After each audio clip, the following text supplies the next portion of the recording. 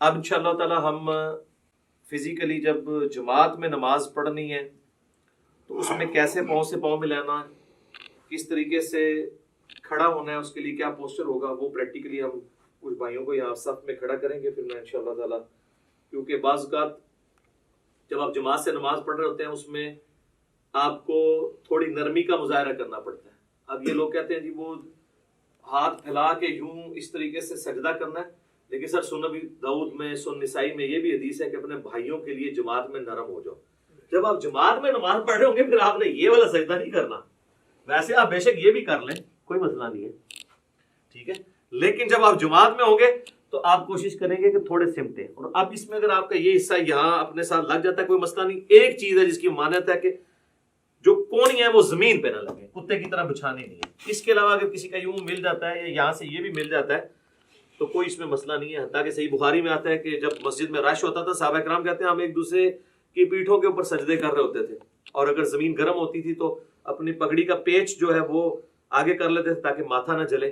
تو وہ اتنا کوئی ایشو نہیں ہے. ایون بخاری مسلم میں آتا ہے کہ نبی علیہ السلام نے قیام جو ہے اور رکوع جو ہے وہ ممبر کے اوپر کیا ہے، اور سجدے کے لیے ممبر کی سیڑھیاں اتر کے تو نماز پڑھی ہے. یہ فرض نماز کی بتا رہا ہوں، چونکہ ہمارے معاشرے میں ساری چیزیں معیوب سمجھی جاتی ہیں.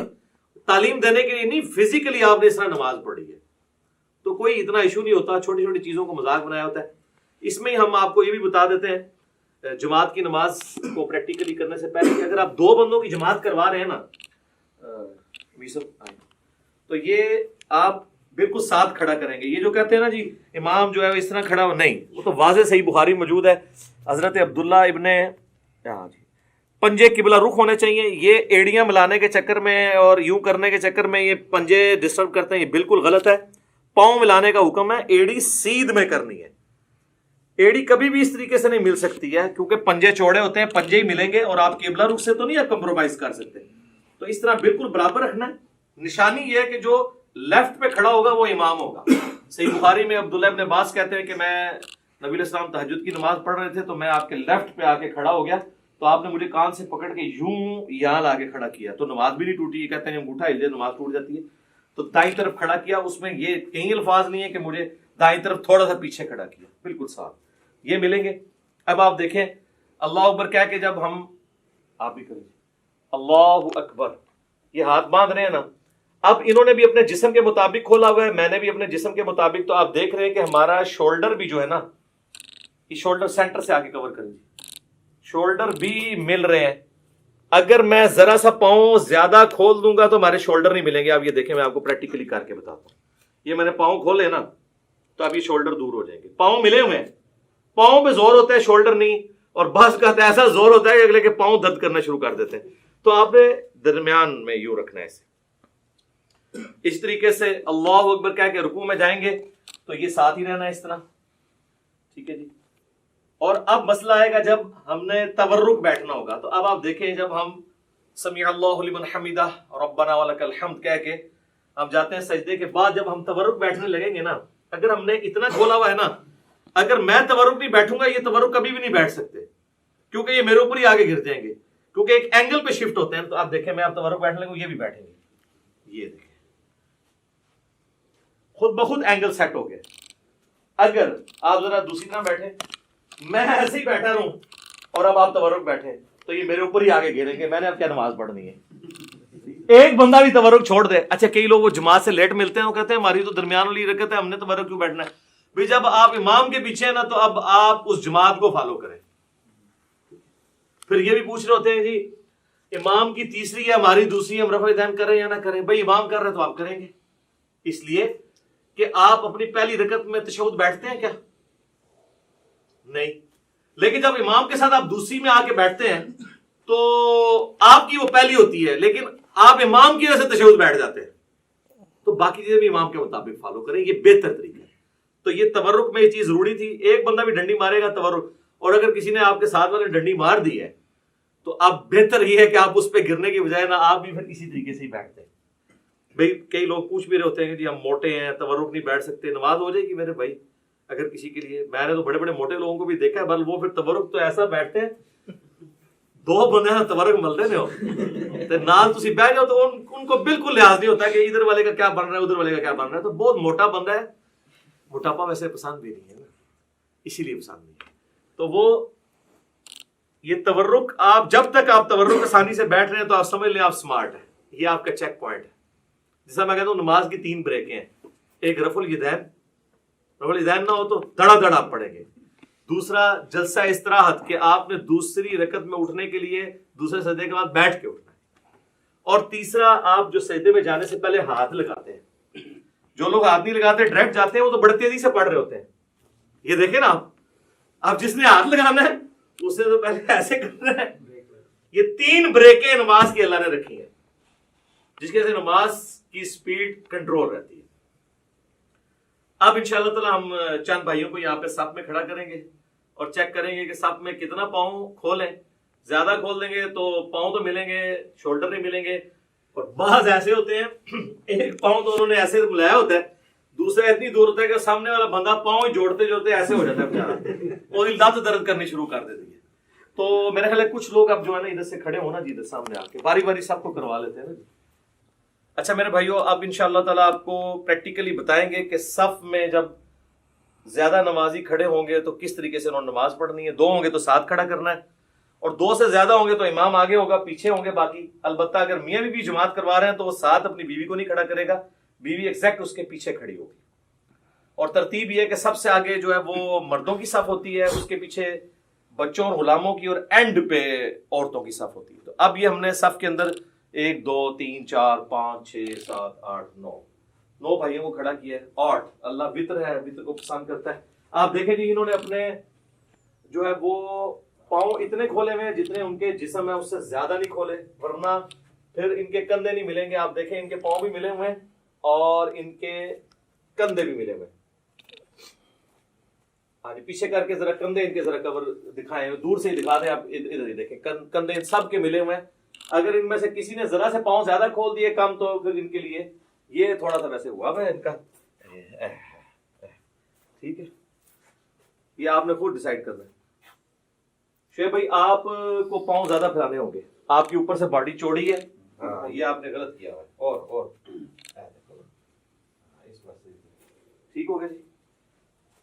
پاؤں کے پنجے قبلہ رخ ہیں، ایڑیاں سیدھ میں ہیں. اور یہ صحیح بخاری میں موجود ہے کہ صحابہ کرام کہتے ہیں کہ جب ہم صف سیدھی کرتے تو پاؤں سے پاؤں یلزقو کے الفاظ ہیں، مل جایا کرتے تھے. ایڑیاں ملیں گی، پنجے آگے پیچھے ہو سکتے ہیں. آپ دیکھ رہے ہیں کہ کسی کا پاؤں چھوٹا ہے تو اس کا پنجہ پیچھے ہے، ان کا پاؤں بڑا ہے پنجہ آگے، لیکن ایڑی سب کی سیدھ میں. ایڑی کو سیدھ میں رکھ کے سب سیدھی کرنی ہے، پنجے کو نہیں. اور ملنے پہ جب باری آئے گی تو صرف پنجے ہی ملے گا، ایڑی تو نہیں مل پائے گی. ایڑی کو ملانے کی کوشش کریں گے تو بعض لوگ ایسے کر لیتے ہیں، وہ ٹیڑے ہو جاتے ہیں پاؤں، وہ بالکل غلط ہے، قبلے سے تو نہیں ہٹنا. ٹھیک ہے جی. یہ آپ نے مٹھی نہیں بنانی، نارمل رکھنا. ہاں ایسے نارمل. اب آپ سارے آئیں جی اس پوزیشن میں کہ آپ رفع الیدین کرنے لگے. اپنے ہاتھوں کو اس طرح بلند کریں جس طرح میں نے بتایا تھا. ہاں جی. ابھی دیکھیں جی کتنے لوگوں کی غلطیاں نکلیں گی جی کہ ان کے ہاتھ کہاں پہ. یہ دیکھیں نا، یہ آپ کا ہاتھ یوں ہوگا نا تو تب یہ دونوں ہاتھ برابر ہوں گے. جس نے پریکٹس نہیں کی ہوئی نا ادھر بیٹھ کے یہ دیکھیں، یہ میرے سے بھی ہو جاتا تھا. یہ آپ کا ہاتھ اوپر ہے، اب آپ کا ہاتھ برابر ہے. ٹھیک ہے، ٹھیک ہے جی. اور ہاتھوں کو نارمل رکھنا ہے. اینڈ کرو. اس کا بڑا آسان طریقہ پتہ کیا ہے؟ یہ دیکھیں جی، آپ نے پریکٹس کرنی ہے نا تو آپ یوں ہاتھ رکھیں اور اس کے بعد ہاتھ کو یہ پیچھے لے کے تو پھر آپ سیدھا یعنی دیوار کے ساتھ پریکٹس کریں گے تو آپ کی پریکٹس بنے گی. ٹھیک ہوگا جی، ٹھیک ہوگا. اللہ اکبر. اب ہاتھ باندھ لیں. ہم وضع الیدین والی پہلے مثال سامنے رکھتے ہیں اور ہاتھ جو ہیں وہ ٹھیک ہے. ویسے بعض لوگوں کی انگلی یہاں سے لٹکی ہوئی ہیں، بعض کی نہیں ہے. ٹھیک ہے، اس میں کوئی نہیں، جہاں آپ کو آسانی ہے وہ آپ کریں، کوئی مسئلہ نہیں ہے. یہ کوئی اتنا مسئلہ نہیں ہے. اور یہ آپ کا کیسے ہو گیا جی؟ ایسے اس کو اگر آپ یوں کر لیں تھوڑا سا تو آپ کو آسانی ہوگی. یہ ٹھیک ہوگا جی، بالکل ٹھیک ہے. جہاں آپ کو آسانی ہو. زبردست، ماشاء اللہ تعالیٰ. اور اگر آپ دوبارہ سے آپ تکبیر کیا کہ ارسال الیدین کریں تو کیسے کریں گے؟ آپ اللہ اکبر کہیں، اللہ اکبر. ارسال الیدین کریں گے تو نارمل ہاتھ یوں چھوڑیں گے آپ جہاں پہ آپ کو آسانی سے جہاں پہ چھوڑتے ہیں. اگر آپ نے یوں کر کے نماز پڑھنی ہے. ٹھیک ہے جزاک اللہ. اچھا یہ آگے کیوں ہے آپ کے ہاتھ سائڈ پہ کیوں نہیں ہے؟ ایک دوسرے کے ہے دیکھو نا. چلے جہاں پہ آسانی سے آ گئے. ٹھیک ہے جی. اب آپ نے اللہ اکبر کہہ کے رکوع میں جانا ہے. رفع الیدین کریں اور رکوع میں جائیں سارے. اللہ اکبر. ہاں جی اب رکوع میں پتہ چلے گا جی کس کس کا ٹھیک ہے. ماشاءاللہ جی ساروں کو ٹھیک ہے زبردست. ادھر سے شروع کریں تو پتہ چل جائے گا. یہ آپ شیشے میں پریکٹس کی ہوگی تو ٹھیک ہوگا. تھوڑا سا پیٹ جو ہے نا یہ ایسے بس ٹھیک ہے آلموسٹ ٹھیک ہے. اور انگلیاں پھیلی ہوئی گھٹنے کو مضبوطی سے پکڑنا ہے. اور نہ میر صاحب یہ آپ یہ سیدھی کریں ایسے کونی بالکل سیدھی ہونی چاہیے تو تب یہ آپ کی گردن سے آئے. یہ آپ بالکل ٹھیک ہو گئے. یہ بالکل تنی بھی ہو کمان کی طرح جس طرح ابو داؤد میں آتا ہے کہ کباڑ کی ڈوری جس طرح تنی آتی تھی بالکل سیدھی. ٹھیک ہے جی. آپ کو یہ پرابلم ہے جی اس طرح کرنے میں گھٹنے کو پکڑنے میں ایسے ایسے یہ ایسے کر کے پکڑیں گے یوں کر کے. ٹھیک ہے جی. سمیع اللہ لمن حمدہ. ٹھیک ہے اللہم ربنا ولک الحمد. ٹھیک ہو گیا. اور اس کے بعد اب آپ اللہ اکبر کہتے ہوئے میں نے اللہ اکبر کہنا تو آپ نے سجدے کی طرف جانا ہے پہلے ہاتھ لگاتے ہوئے جی اللہ اکبر. ٹھیک ہو گیا. اچھا ابو داؤد میں ایک حدیث ہے کہ نبی علیہ السلام کی جو ہاتھ ہے نا ہتھیلیاں وہ کانوں کی سیدھ میں بھی چلی جاتی تھی.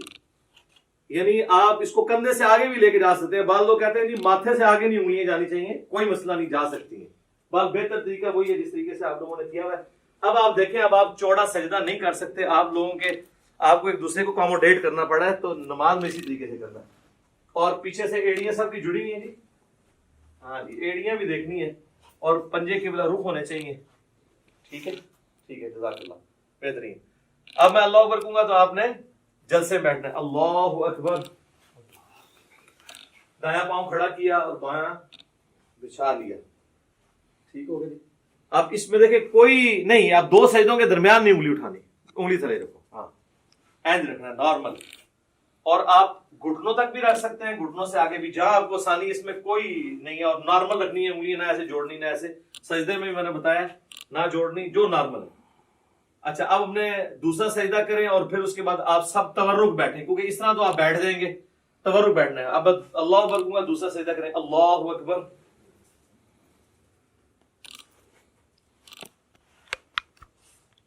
اب آپ کو اللہ اکبر پہ تورک سب کو بیٹھنا ہے.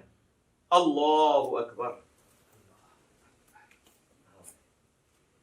دیکھ لیجیے ہم نے پریکٹیکلی کر کے بتایا. وہ لوگ کہتے ہیں نہیں جماعت میں تو تورک بیٹھے نہیں جاتا. کیوں نہیں بیٹھا جاتا؟ ایک بندہ جب ڈنڈی مارتا ہے تو تورک رہ جاتا ہے. نہیں ساروں بیٹھے ہوئے نا دیکھیں نا سارے تورک بیٹھ کے بتا رہے ہیں.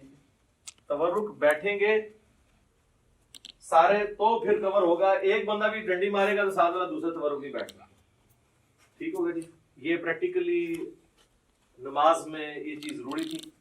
اب ٹھیک ہے سلام بھیج دیں جی. السلام علیکم ورحمۃ اللہ. السلام علیکم ورحمۃ اللہ. ٹھیک ہے. اچھا میرے بھائیوں آج کی یہ پریکٹیکل ہماری جو نشست تھی اب اس سے کنکلوڈ کرتے ہیں. بیسیکلی میں نے کوشش کی کہ آپ کو ایک بلو پرنٹ آپ کے سامنے رکھ دیا جائے کہ آپ نے نماز پڑھنی کیسے. باقی اس کے اوپر تو گھنٹوں بولا جا سکتا ہے. آپ میری ویڈیوز دیکھ لیں. ہر ٹاپک کے اوپر کئی ایک ویڈیو کلپس ریکارڈڈ موجود ہیں. اللہ تعالیٰ ہماری اس ایفرٹ کو قبول فرمائے. اللہ تعالیٰ سے دعا ہے جو حق بات میں نے کہی اللہ تعالیٰ ہم سب کے دلوں میں راسخ فرمائے. اگر جذبات میں میرے منہ سے کوئی غلط بات نکل گئی تو اللہ تعالیٰ ہمارے دلوں سے معاف کر دے. ہمیں کتاب و سنت کی تعلیمات پر عمل کر کے دوسرے بھائیوں تک پہنچانے کی توفیق عطا فرمائے. سبحانک اللہم و بحمدک اشہد ان لا الہ الا انت استغفرک و اتوب الیک وما علینا الا البلاغ المبین. جزاکم اللہ خیرا.